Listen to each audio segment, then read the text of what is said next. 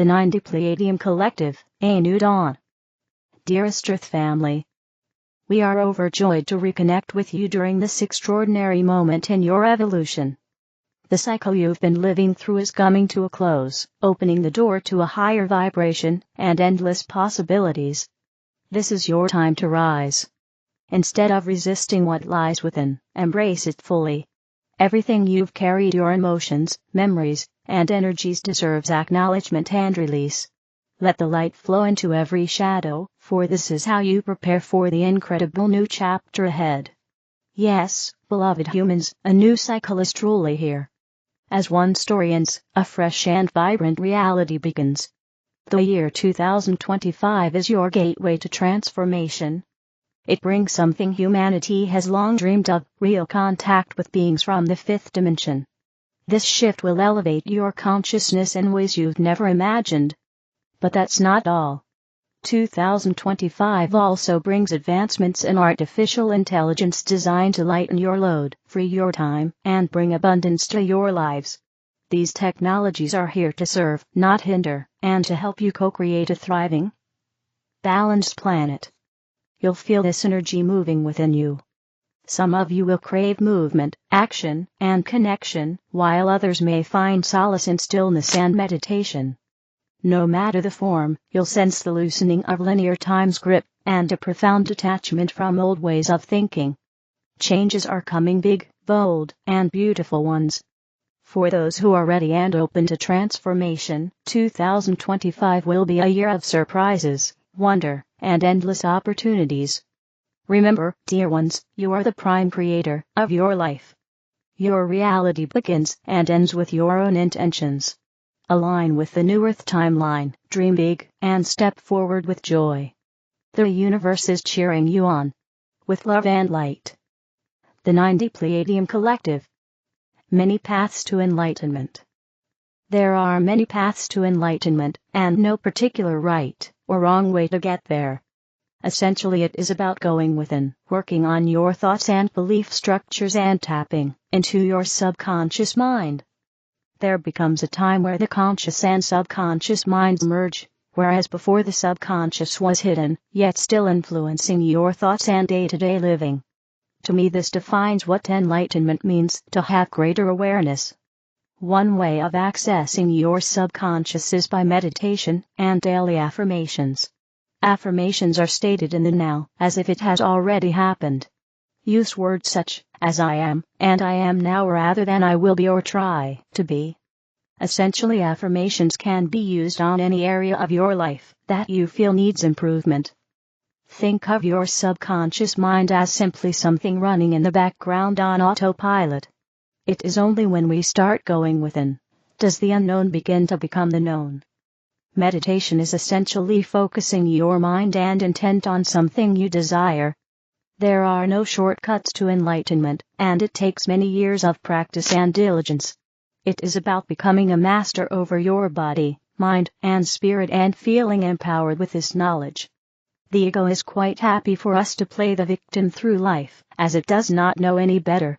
In a sense, our soul has to teach our ego, and this is where many people feel resistance. To become enlightened does not mean to ignore our ego, hoping it will go away. It is about acknowledging our lower emotions, balancing them, and keeping them in check. The only way to do this is through intent. We have all been in situations where we have let others influence our emotions and reactions. But over time, one realizes that we also have a choice how we respond to situations. There are only two emotions in the universe: love and fear. As a free will human being, we have the choice whether we react out of love or fear. With practice, we become more in control of our thoughts and less likely to react to situations in our life. It is okay to feel fear, as we all do at certain times of our life. The trick, however, is not to feed the fear with negative thoughts and anger.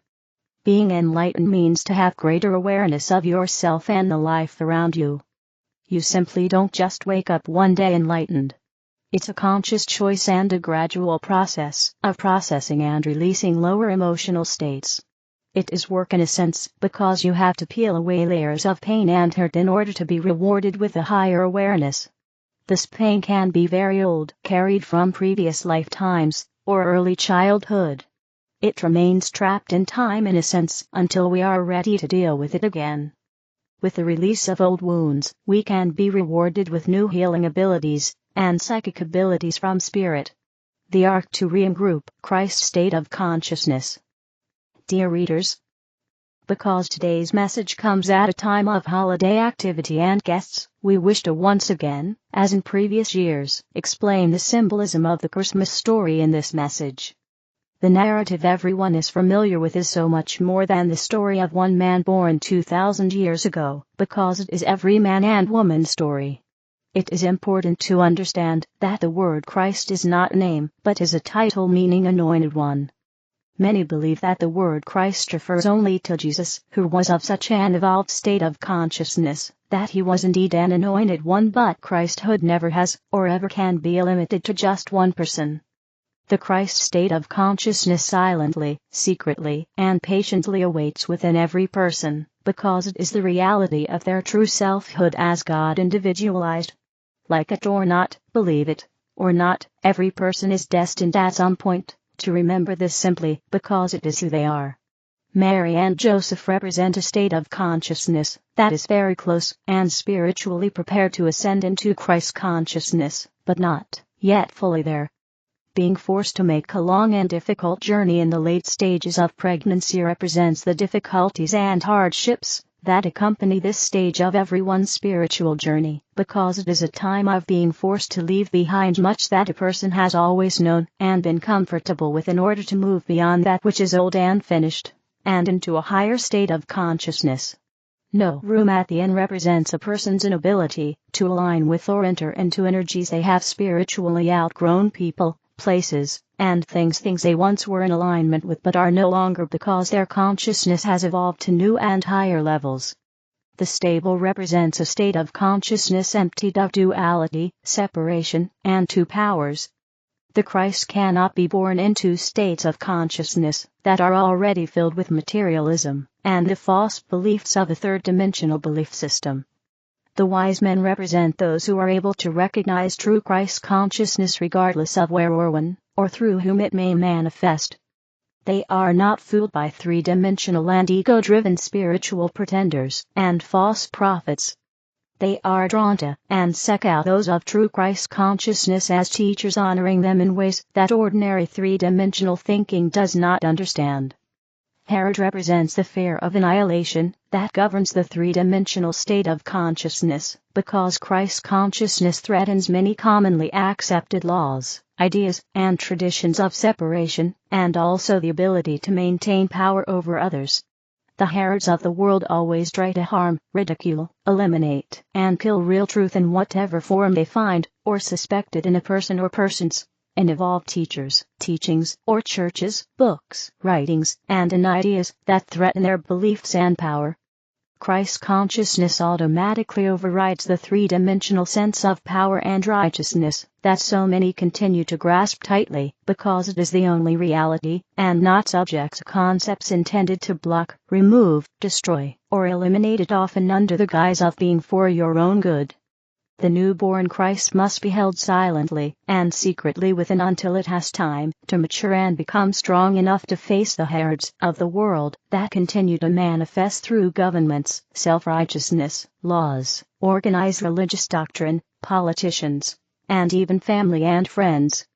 Keep your newborn Christ safe within, like a precious jewel that you allow only connoisseurs of jewels and those able to understand and align with the higher truths, the wise men, to see. If lovingly nurtured, the newborn Christ consciousness will become strong, mature, and prepared to go into the three-dimensional world as spiritual light, serving where needed without fear. Many of you are already there. Blessings and joy to you and yours at this time of celebration, be it Christmas, Hanukkah, Kwanzaa, Yule, Badi Day, or any of the many other seasonal celebrations. We are the Arcturian group,